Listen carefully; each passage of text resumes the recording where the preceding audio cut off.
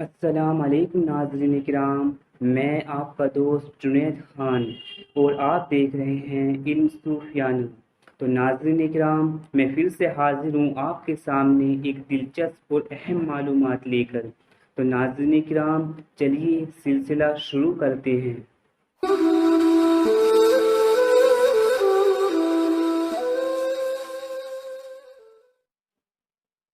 تو ناظرین کرام، جیسا کہ آپ نے تھمبنیل میں پڑھ ہی لیا ہوگا، آج ہم خیال، سوچ، فکر میں کیا فرق ہوتی ہے اس بارے میں ذکر کریں گے۔ تو ناظرین کرام، چلیے شروع کرتے ہیں۔ نمبر 1، خیال۔ خیال کیا ہے؟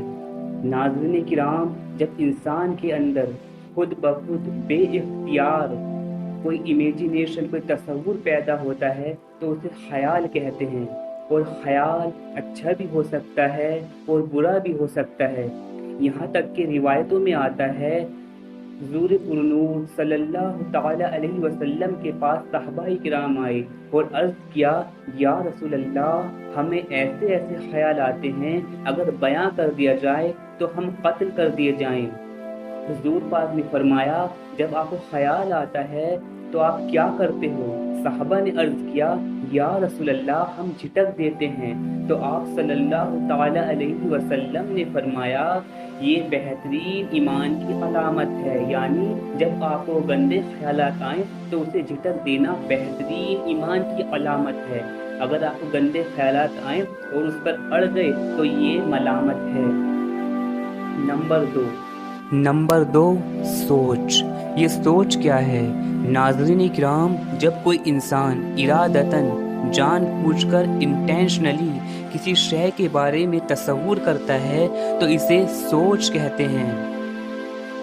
جیسے فیوچر کے بارے میں سوچنا، مستقبل کے بارے میں سوچنا۔ اور میڈیکل سائنس کے اکارڈنگ بھی ہے کہ ہیومن برین کا ایک پارٹ جسے سیریبرم بولتے ہیں، اسی کے اندر انسان کی تھنکنگ، ریزننگ اور سوچ پیدا ہوتی ہے۔ المختصر، ہمیں پتہ یہ چلا، جب انسان کے اندر خود بخود بے اختیار کوئی تصور پیدا ہو تو اسے خیال کہتے ہیں، اور جب انسان ارادتاً، انٹینشنلی کسی شے کے بارے میں تصور کرے تو اسے سوچ کہتے ہیں۔ نمبر 3، فکر۔ یہ فکر کیا ہے؟ ناظرین کرام، فکر کے دو مطلب ہیں، ایک ظاہری اور ایک باطنی۔ ناظرین کرام، فکر کا مطلب جو زمانے میں عام ہے وہ ٹینشن سے ہے، پریشانی سے ہے، لیکن در حقیقت لفظ فکر جو ہے یہ اپنے اندر ایک روحانی، ایک باطنی معنی رکھتا ہے، ایک اسپرچول میننگ رکھتا ہے، جسے ہم ذکر و فکر کہہ سکتے ہیں یا پھر غور و فکر کہتے ہیں۔ مثلا جب کوئی انسان ذکر الہی کرتا ہے تو وہ زبان سے ذکر کر رہا ہوتا ہے اور تصور میں ذکر الہی کر رہا ہوتا ہے، یعنی روحانی توجہ و روحانی تصور کو فکر کہتے ہیں۔ المختصر، ہمیں یہ پتہ چلا کہ جب انسان کے اندر خود بخود بے اختیار کوئی تصور پیدا ہو تو اسے خیال کہتے ہیں۔ نمبر 2، جب انسان ارادتاً، انٹینشنلی کسی شے کے بارے میں تصور کرے تو اسے سوچ کہتے ہیں۔ نمبر 3، جب انسان روحانی توجہ و روحانی تصور کرے تو اسے فکر کہتے ہیں۔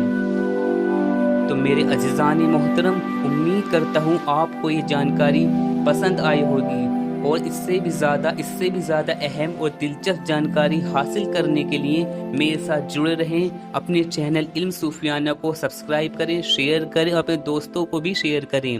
اور فی الحال مجھے دیجیے اجازت، انشاءاللہ عز و جل اسی طرح بلکہ اس سے بھی زیادہ دلچسپ جانکاری میں آپ کے لیے لے کر آتا رہوں گا۔ اب دیجیے اجازت، اللہ حافظ۔